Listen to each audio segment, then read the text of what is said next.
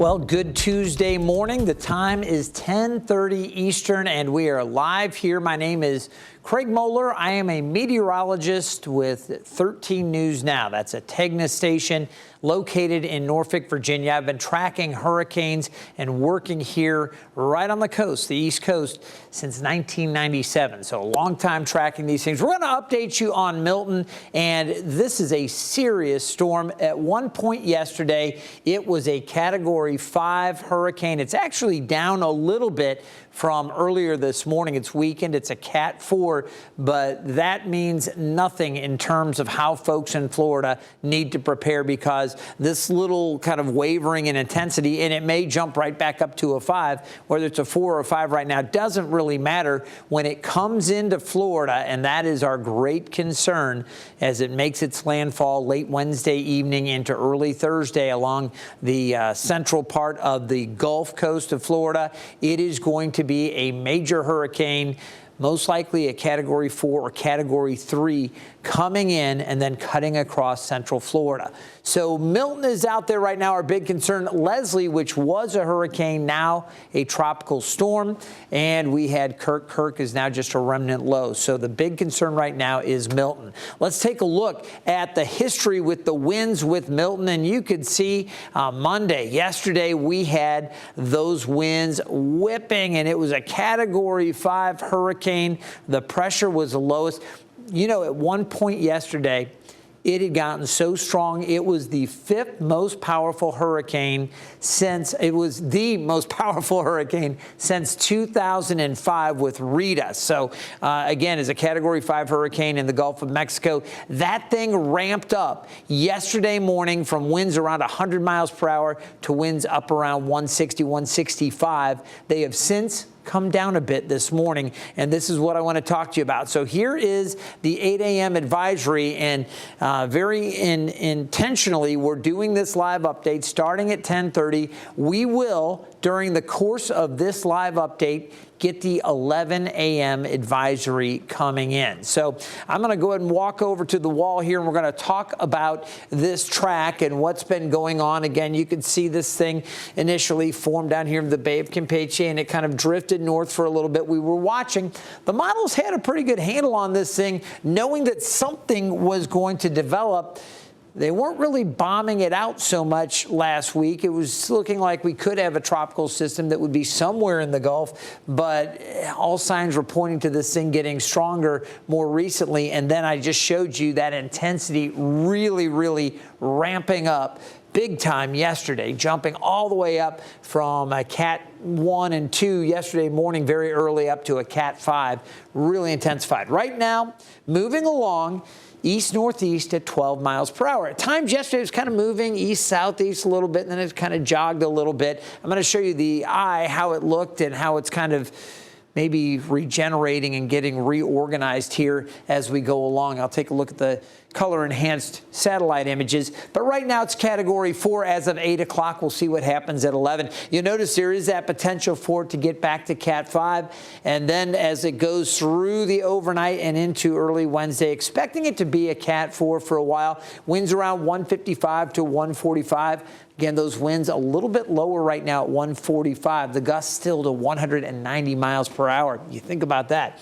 As it makes its run towards the central Florida Gulf Coast, it's likely to be a major hurricane. We expect that at landfall, and right now it's projected to come very close to Tampa. So we're going to be watching that rolling over Tampa, coming very close to Orlando, the center, maybe just a little south, but somewhere very close there, and then cutting back out over the Atlantic Ocean, initially as a hurricane, but eventually kind of getting swept up by a frontal boundary that we'll talk about a little bit later on. That frontal boundary is going to help escort it off as a post-tropical system Friday into Saturday and Sunday. Again, you'll note most of the southeast U.S. spared, the mid-Atlantic spared as well. You'll get maybe some of the outer bands, some rain back here, a little bit of wind. There are tropical storm watches up for some of these areas up into South Carolina, but the brunt of this storm really impacting central Florida. That is the key message. So that's how I was looking at 8 o'clock.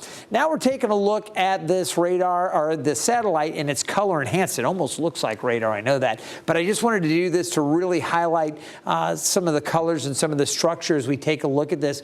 Going back 18 hours, look at what this eye looked like. Very clearly defined. Then the eye got smaller, kind of collapsed, and it's getting better organized now. Look at the brightening right around the center. I imagine we will see an eye kind of redeveloping and reforming as we go through the day today. It's certainly getting a little bit brighter. You'll also notice how concentric it is. I mean, very, very well-structured storm as it was moving along.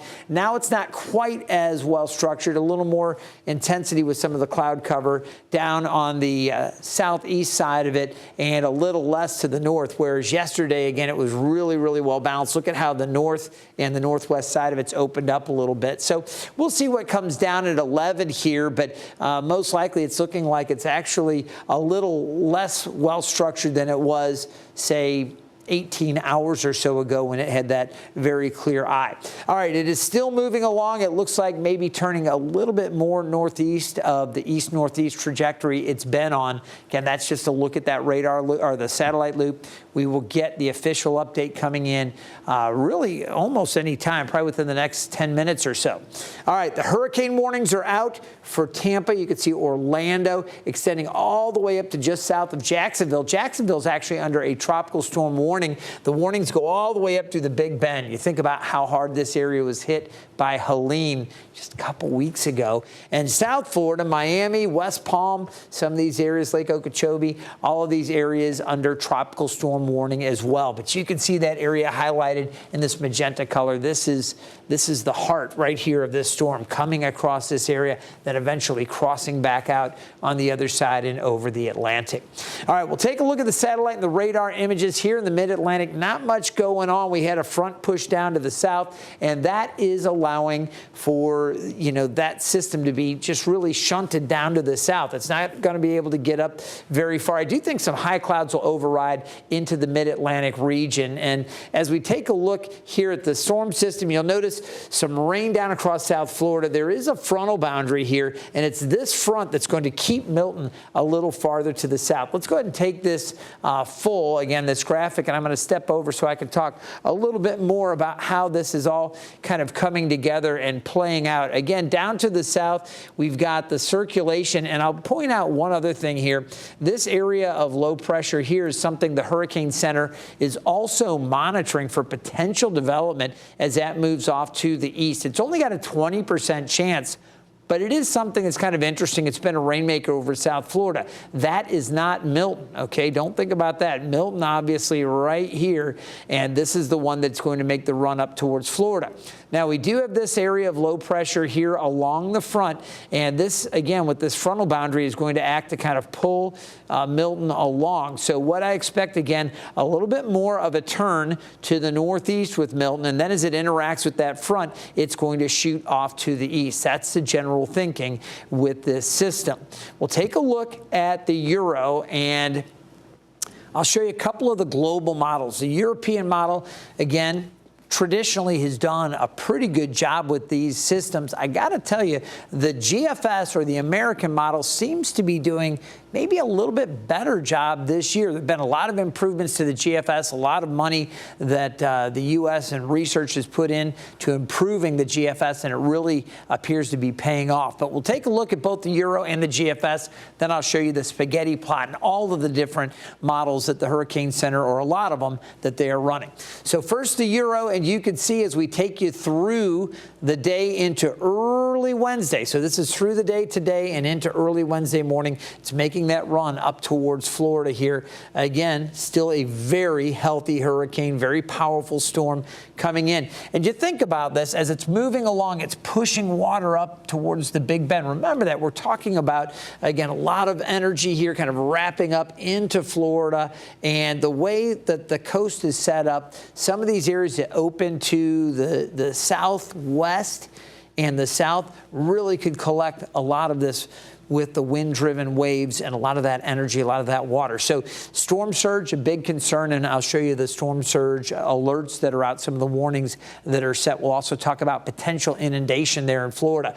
As this system comes through, basically the Euro is tracking right over Tampa and Tampa Bay, St. Pete's, this area, coming through, and then it moves it out. and again, kind of ejects it off there to the east with that front catching it and then riding it along. Notice how it really weakens as it moves away and kind of gets eaten up by that front, becomes post-tropical. All right, that's the European model. Now we'll take a look at the GFS. And again, this is the one that's really done a great job of handling these systems throughout this year. We've been discussing it here with our weather team at 13 News Now, just how good the GFS has been with a lot of these systems. You notice still keeping this storm very, very powerful. Here's Tampa right here, and again, pacing it right over. So both the Euro and the GFS, the American model, both putting it right over Tampa here.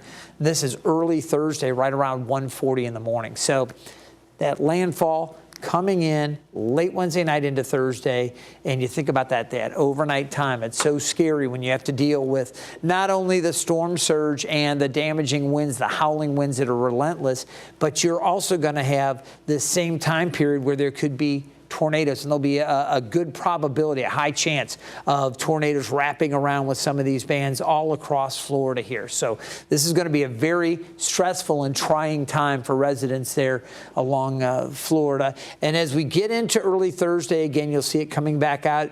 Again, the GFS carrying it off to the east and eventually weakening it. A little bit of the moisture working up towards the Carolina coast, but staying down to the south.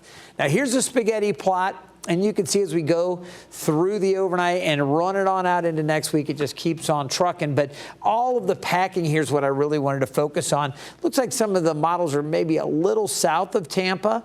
Previously, these models were maybe a little bit farther north, but we're still looking at somewhere very close to Tampa, maybe just a little bit south based on the packing of the spaghetti plot there. Again, I think if you live in Tampa or anywhere close here in the central Gulf coast of Florida, you need to be prepared. It is going to be a bad system. Take a look at the arrival of the tropical storm force winds, 39 miles per hour or greater in this area shaded in yellow. And this is one of the products that the National Hurricane Center puts out. We can show you this. We'll take it full. And basically what you see, Fort Myers, Sarasota, Tampa, all these areas watching and waiting. This is early in the morning on Wednesday, the leading edge of those tropical storm force winds pushing close to the coast. Late morning on Wednesday. As the day continues, those tropical storm force winds will move across Florida, and the stronger tropical storm force winds, winds of 55 miles per hour or greater, start to push towards the coast. So now we're getting into the late afternoon and early evening time period. Note the hurricane force winds a little farther off to the west, still offshore, closer to the center as this thing moves along. Those are the winds in excess of 74, 75 miles per hour. So it comes on through, and there it is right over Sarasota and Tampa.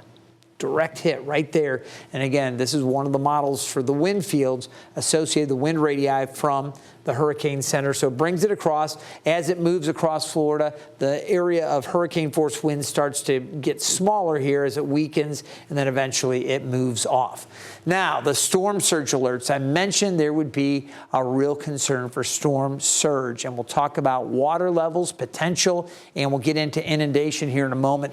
But I got to tell you, even up through the Big Bend, there is the potential. There are storm surge warnings out for this area. And again, Helene just waylaid these folks up here. It was terrible. And now they have to worry about storm surge associated with Milton as well. This extends down through Tampa and Sarasota. They are all going to be watching that.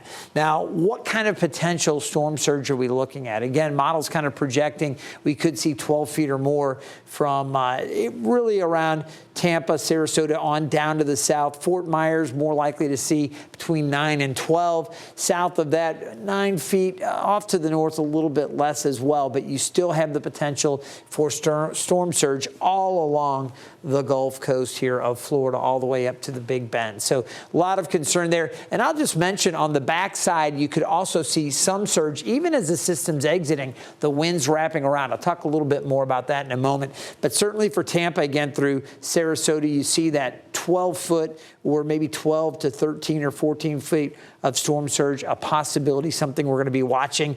And this could tick up, or it may be dropped a little bit over the next 24 hours leading up to this. So that's why it is so important that if you have interest here, or certainly property or family, friends, loved ones in this area, that you stay updated as more information comes in. So down through Port Charlotte, again, we have this really high storm surge potential. Down south of Port Charlotte, as we look that way, you see slightly lower amounts, but still a lot of storm surge. I mentioned on the backside as it exits, it's still going to be throwing some water back, and with the wave action, there could be some issues even around Daytona Beach or maybe up towards Jacksonville.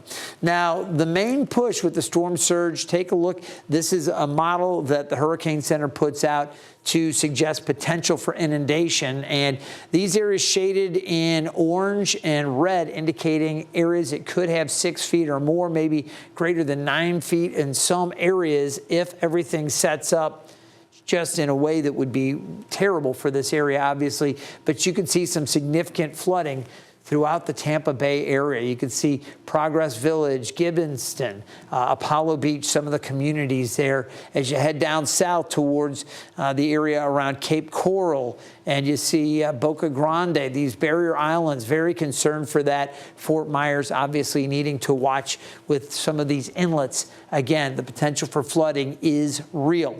Now, the one upside to this, when you talk about these storms moving along, there's even some potential for flooding down through Marco Island, obviously Naples, a lot of concern there. The one upside is that the system is moving along when it gets to Florida. It doesn't look like it's going to just stall out and camp for a long time. That's when we have tremendous amounts of freshwater rainfall flooding. This looks like it will be progressive, so we've got to brace for the storm surge and deal with that. And then eventually, as it moves through, that will exit and move away pretty quickly. Now, I mentioned a couple other areas. I'll just touch on the tropics. We're going to come back to Milton. Let's take this full again so I can get over and do just a little bit of highlighting for you. Basically, in addition to Milton, we still have Leslie out there, and we're watching Leslie. That is out in the central Atlantic, but really it's going to turn to the north and weaken. It is now just a tropical storm. Two other areas we've been watching. That one area I showed you over South Florida right now, a 20% chance of development and a 20% chance of development for that one out around Cape Verde and the Cabo Verde Islands. So we're going to continue to monitor that very, very closely. As we take a look at the track on Milton, again, none of those other systems really a threat to the United States at all. So that is good news. We do still have the 8 o'clock update. I'm anticipating the 11 o'clock update pretty much at any moment now. It should be coming in. We are looking at this system very strong. Again, looking at the north and northwest side, it does appear to be weakening just a little bit, or at least it's not getting the same intensity around. I can come back out to camera here and show you. Again, we're seeing a little bit of brightening near the center of circulation, and we may see that eye kind of reforming, but where you have these purples, these colors kind of indicating the super high cloud tops. And previously, it was wrapped all the way around. It was like a perfect tire or a donut. You think about that. Well, now it looks like somebody's been munching on the donut in the north and west quadrants of that. So this is not quite as impressive from a satellite image as what we were seeing earlier, say 18 to 12 hours ago. But this is still an incredibly powerful storm, and it is still going to make its run towards Florida. So we need everybody to be mindful of that. As we take a look at, again, the watches and warnings that are out, the warnings, the hurricane warnings extend across Central Florida, Orlando, Tampa. You know, we were running stories on the Magic Kingdom and Disney World there, kind of saying, you know what, we're going to pause on things. They quit taking hotel reservations. That was one of the reports coming out. And they were saying, you know, let's get through this and then we'll be open for business once it passes. But this is being taken very seriously there. And I've had folks from different parts of the country reach out to me asking about this. What I will stress, if you are down in Florida, listen to your emergency managers. It is so critical that you do that. Again, they are in constant communication with the forecasters from the National Hurricane Center. If they tell you to evacuate, and I know there have been a lot of evacuations ordered, go. This is not one that you want to try to ride out or play games with. This is going to come in as a major hurricane, and it will be potentially just devastating for the central Florida coast across Central Florida, and then again exiting on the other side as a weaker system. So right now we're looking at a system that is still very healthy, Category 4. It may fluctuate a little bit. That's one of the things we were talking about. And as I jog this forward a little bit, you'll notice how the Hurricane Center still had this thing intensifying a little bit more later today. That was at the 8 o'clock update. You'll notice as it makes its run up towards Florida, it's been projected to weaken a little bit. And as it does so, gets a little closer, it should encounter a little bit of wind shear, and that would help to maybe weaken it a little bit just before landfall. Now, whether it's a Cat 4 coming in or a Cat 3, it's going to be bad no matter what. Don't split hairs on that. And the other thing is, don't just worry about that center line of the projected path and the cone of uncertainty. You take a look here, how it widens out a little bit. Anywhere within this area, you're going to be dealing with some significant issues with this. We talk about the wave action, the storm surge, all of these issues, and it's something that you just can't play games with. So very important, folks. Consider this and take action now to protect life and property, all of that. We want you to take this one seriously. So that's a look as it comes in. Once it moves over land, it starts to weaken. But keep in mind, the center may be here. There's a large area of rain, and there are going to be bands and a lot of energy coming in. So the tornadic threat is there. I know the Storm Prediction Center already has that area under a level 2 risk, widespread, and they may bump it up to a level 3 threat eventually as we get a little closer. But a couple days out, they're saying be prepared. Tornadoes are going to be likely. I do want to show you another graphic. So if we can take this full again, I'm going to switch back over, and I want to find real quick for you the wave heights, because this is something else that you may or may not think too much about with these storms coming through. Basically, what we have with the wave heights, the storm system kicks up a lot of energy in the Gulf of Mexico, and those seas build. So the models were projecting wave heights that were building to around 30 feet or so, and I'm going to go ahead and shuttle through this. So here's our wave height projections. Again, one of the models, you take a look here, and you can see that area in yellow, and I'll go ahead and just mention that area there. If you look at the key, you're talking 30 to 35 foot seas there in the Gulf of Mexico near the center. As it gets a little closer to the coast, you start to see some of those oranges showing up, indicating 35 to 40 feet. So a lot of wave action here. I think about the oil rig operations there in the Gulf of Mexico and some of the different things that are impacted by these types of wave heights, but this is super impressive. Now, when we get into the darker reds, there potentially you have wave heights in excess of 40 feet, and you see a little bit more, maybe a little more intensity building up, certainly 35 feet, maybe some slightly higher waves coming in. Then you have the storm surge. Now, I will say the wave heights are projected to come down a little bit as it comes ashore there. You see that. But at the same time, you've got not only the storm surge, but you've got the wave action on top of it. And that's why there is such potential, again, for that inundation that we've been tracking. So, again, this is the big concern with all of this as we take a look at this system coming in. Still no 11 o'clock update. You can see, again, the projected path. There is some potential for strengthening.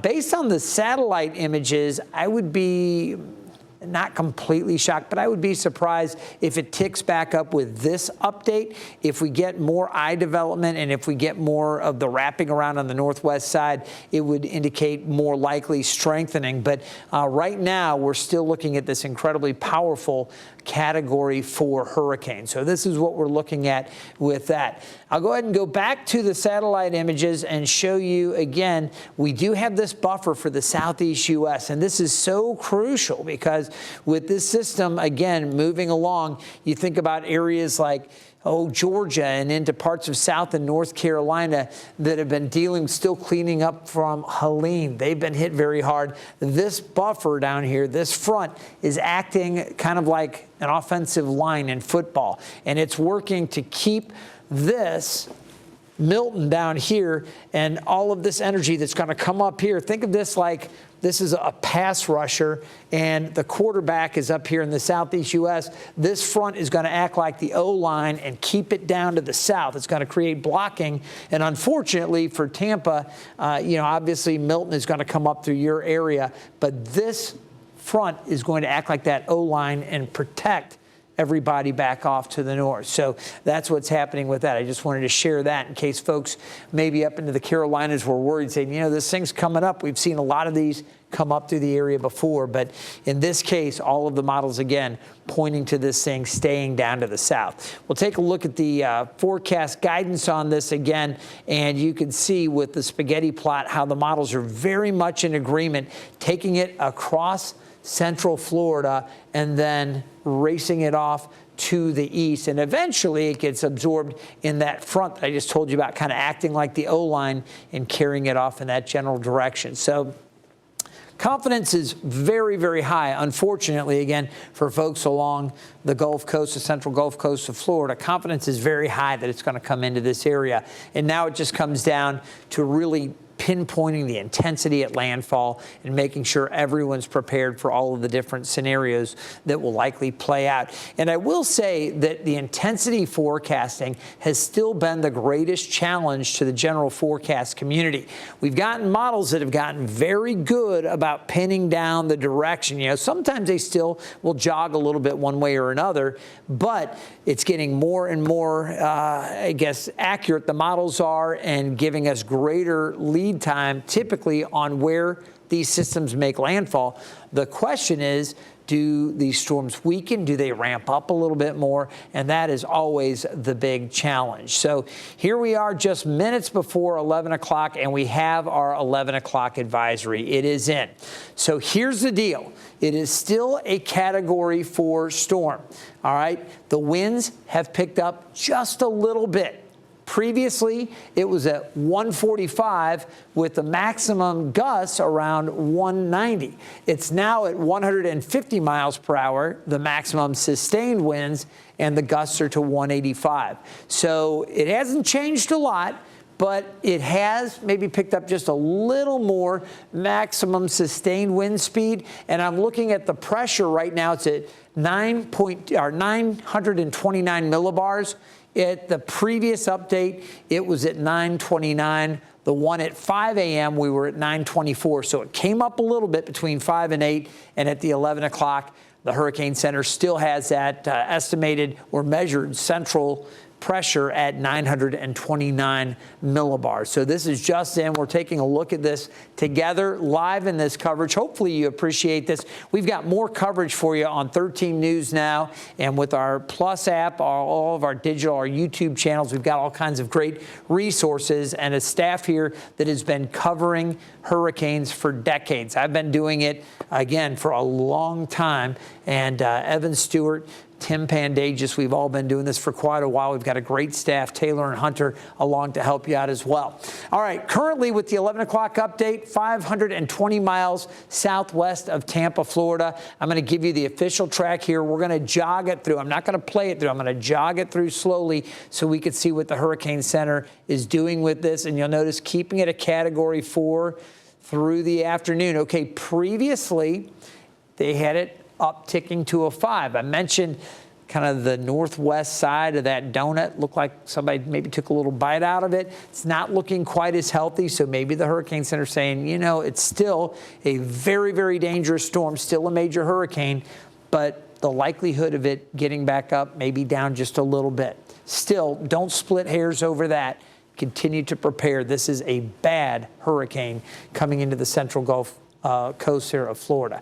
All right, at 8 a.m. Wednesday, winds expected to be around 145 miles per hour. As we run it through 8 p.m., you see it right there. This is little encouraging, and I cannot stress this enough. All right, this is not, hey, drop your guards, not a problem. We're talking a major hurricane coming in to Tampa Bay, all right, and right around Tampa and St. Pete.